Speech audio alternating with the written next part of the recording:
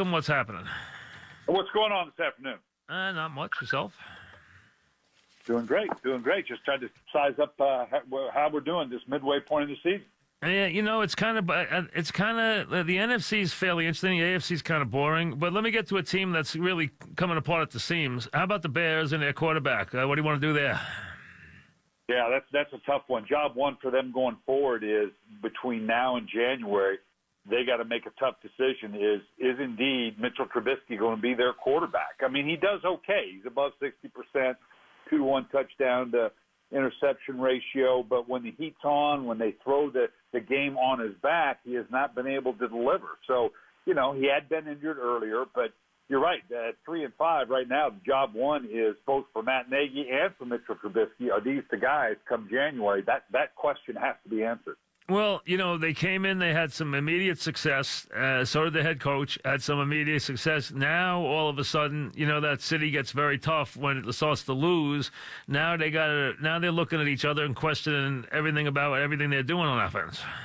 Yeah, and that tends to be the way it goes.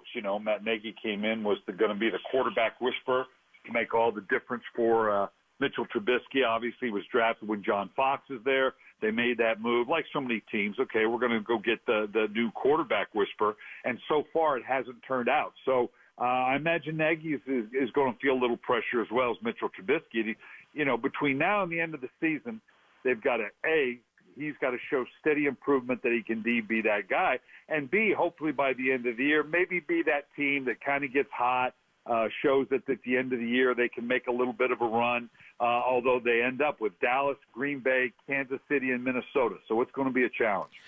Talking with Brian Billick. All right, you had a reputation for being a little bit of a quarterback whisperer yourself. So with that being the case, what do you want to whisper to Sam Darnold right now?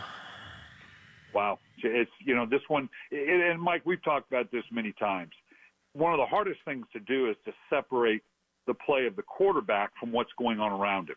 Is this Sam Darnold? Is this, just like the Mitchell Trubisky? Is this kind of symptomatic of what we're going to see? Or is it just they're just not a very good football team, and that compounds the problem? But, that whole draft that came out that year, I think we're kind of seeing they are who we thought they were, to quote my mentor, Denny Green. In Sam Darnold, there were some questions coming out of SC. Yes, he had some definite talent, but he was surrounded by a very good team. There were some inconsistencies about his play, and we're kind of seeing the same thing. So, yeah, it's going to be quite a challenge for him to show, if nothing else, just show a little bit more consistency in what he's able to do, but he's having to do it with a really bad football team right now. Now, Daniel Jones has shown you some things you like, mobility. He's thrown the ball well when he's had time in the pocket, but he also has been a chronic fumbler since training camp, a chronic fumbler. And last week, even fumbling on a play where he didn't even get hit. He's lost 8 fumbles. He's had 8 intercepts, 8 fumbles. He's also done some very positive things. How would you work on ball security with him? Well, and the fumbling thing, I think it can be corrected from the standpoint. A lot of it's just stressing the fundamentals in the pocket, the way you carry the ball, the way you protect the ball, and also just in the off-season, just getting stronger, and that's going to be a natural tincture of time as well. But of all the things that you've got to correct with a quarterback, that is probably one that is the most fixable in terms of some of the fundamental things that you do. And again, it's not, you don't want it to become a self-fulfilling prophecy that if all you're talking about is the fumbles, then that's what he's going to do, fumble. But you can't ignore it either. Niners are 8-0. When do they believe they're 8-0? When do they when are they as confident as their record?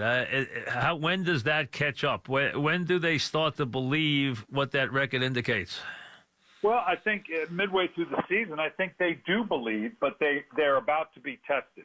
Because particularly now they got Seattle on the road, they got at home, Green Bay at home. But the real test for them, and again, they play Seattle twice in the division, so this is nothing big for them. They recognize that that's a good team. Certainly they got to hold serve at home. The big ones for me are week 13. Yeah, at Baltimore and New Orleans. Yep. That double duo right there. If you can come out of that, even split it. God forbid if you should win both, then you're gonna be declaring you're the team to beat in the NFC. Yeah, I think the Saints. I thought even when Bridgewater was playing, I thought the Saints were the best team in the NFC. I think they still are. Barring some injuries, I think they're the most complete team. But let's be honest, there's a lot of teams that are pretty good in the NFC. I think the Eagles are okay, and they can still get better. I think the Packers. I think obviously you got Seattle, you got the Niners, you got the Rams, you got the Vikings. You got a lot of teams in the NFC. Yeah, and here's the interesting thing, and I think it applies to the AFC as well, is you do have a lot of good teams. Just like in the AFC, you've got a lot of good teams. But in the AFC, New England, unless something dramatic happens, you look at their schedule, although it is getting a little tougher here this next month. If they end up with the number one seed, the question is, as good as Baltimore looks, Houston, Kansas City, can they indeed go through Foxborough? I don't know that New England's the best team in the AFC, but if they're at home through the playoffs for the AFC Championship game, we know how that story ends. But can they get there? I think in the NFC it's the same way. If New Orleans can get the number one seed, let's say San Francisco, like we say, with the tougher schedule, stumbles here a little bit, and New Orleans and San Francisco do play, obviously. If New Orleans gets home field advantage, that's the challenge for these other good teams, whether it be San Francisco, Green Bay, Dallas, Seattle, Minnesota. Can you go into New Orleans and win if that's where the NFC Championship game is? I like the way Kansas City's hung in the last couple of weeks without Mahomes. They've done a good job. They really have. They've played, and they could have won that Packer game if they didn't turn the ball over in the fourth quarter. They would played really well in that game, came back from behind. Then they beat the Vikings. I mean, they've played well without their quarterback. Yeah, very impressive, particularly what they've done offensively. They still have issues defensively. Yep. When you look at that at the top of that AFC, the Ravens may be the most complete team. Offense, defense, run, pass. Obviously, New England, it just comes down to Brady. You can't just qualify that. Houston Texans are pretty solid. Kansas City, again, that defense, that's the one thing that will concern me going forward, whether they can indeed go on the road like they most likely are going to have to get these wins and end up in this Super Bowl. Yeah, I don't think they're as good as they. I think they took a chance and they changed things, but I don't think they're as good as they were last year. I don't think they're as good even on defense as they were last year. At least last year they could rush the quarterback. This year they can't even rush the quarterback. Right, Steve Spagnuolo, who's a good defensive coach, and obviously, but his systems are based on getting pressure with just a four-man rush. And you're right, they're not getting that. Yeah, and listen, last year I know they thought they should have won, and they should have, but it didn't work out. I mean, they scored 30 points in the second half of a championship game, and they still lost. So, I mean, they got a couple of bad breaks, and that was the difference.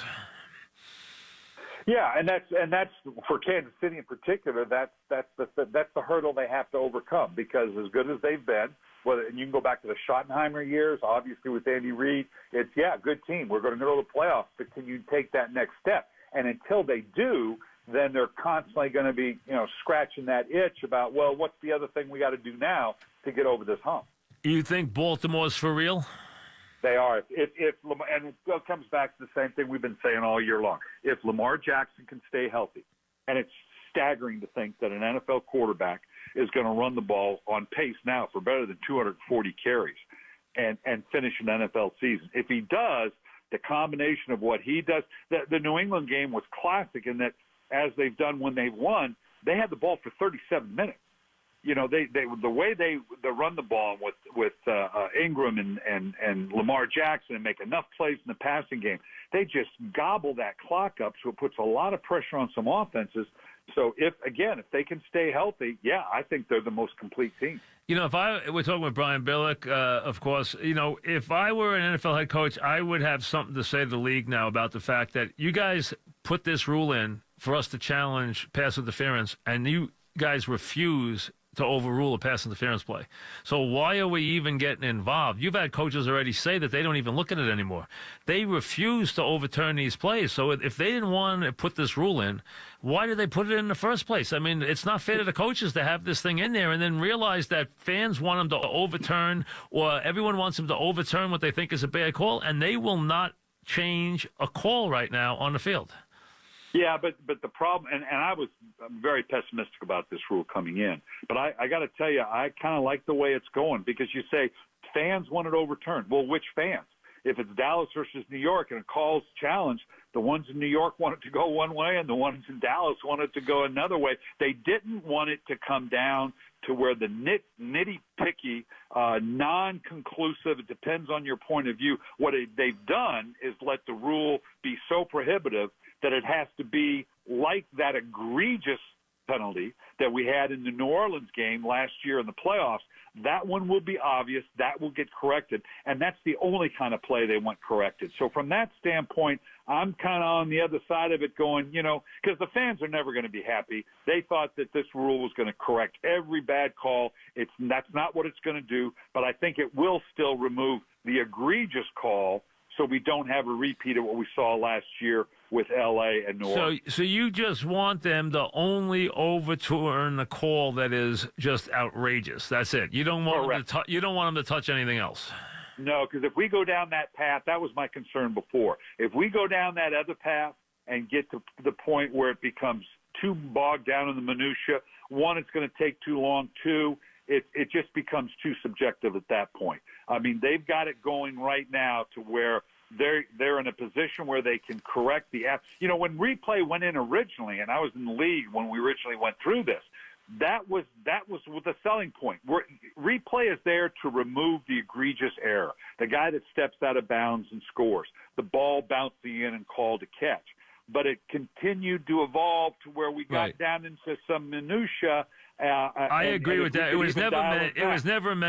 was never meant on where the ball should be spotted on, whether it's a measurement or not. That's not what it was for.